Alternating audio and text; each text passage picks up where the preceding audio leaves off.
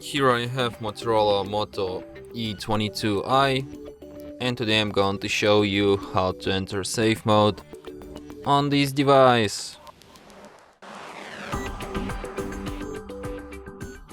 Firstly, you should hold down power key, and when this turn off menu appears, hold down your finger on power off, and when it suggests you to reboot to safe mode, just tap OK, and device will be restarted in a safe mode.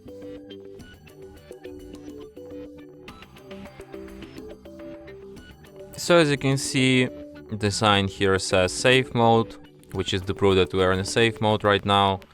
So if you want to quit this mode, just restart your device and it will be restarted in a normal mode.